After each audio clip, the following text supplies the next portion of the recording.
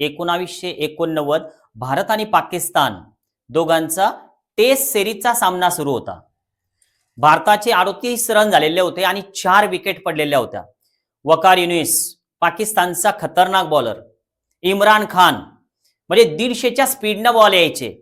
आपले टॉपचे बॅट्समन की ज्यांना ते बॉल दिसत सुद्धा नव्हते आणि त्यावेळेला 38 रनवर 4 विकेट आणि 5व्या विकेटला खेळण्यासाठी आलं एक 15 ते 16 वर्षाचं कोवळं पोरग। सर्वांनाच वाटत होतं की या मुलाचं नेमकं काय होणार।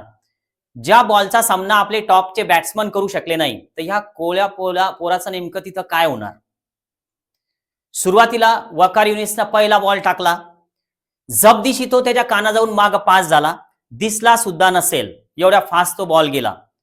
नंतर दुसरा बॉल बाउन्सर टाकला, बाउन्सर मध्ये या पोरानं पुल करण्याचा ट्राय केला, बॉल सरळ नाकावर येऊन धडकला, नाक फुटलं, रक्त भळभळा वाहायला लागलं।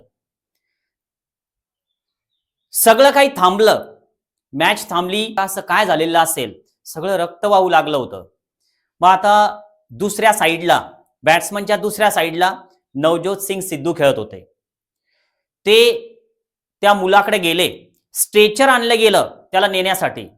स्ट्रेचरवर त्या मुलाला टाकलं, पण मुलाच्याकडनं आवाज आला, मैं खेलेगा, मैं खेलेगा, मी खेळणार। कमिटमेंट होती मित्रांनो, स्वतःशी केलेली प्रॉमिस होता, स्वतःला दिलेलं। मॅच परत सुरू झाली।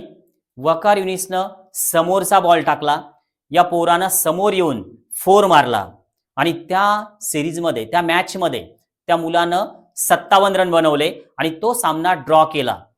समोर त्याच मुलाला गॉड ऑफ क्रिकेट, क्रिकेटचा देव म्हणून सगळं जग ओळखायला लागलं, सचिन तेंडुलकर, जो की त्यावेळेस त्यांचं वय होतं 15 ते 16 वर्ष, पण कमिटमेंट केलेली होती स्वतःशी, प्रॉमिस दिलेलं होतं स्वतःला। तर त्यामुळं आपण सुद्धा असं काही लाईफमध्ये करू शकतो का? आपण आपल्याला दिलेली कमिटमेंट पाळू शकतो का? स्वतःला दिलेलं प्रॉमिस आपण पूर्ण करू शकतो का?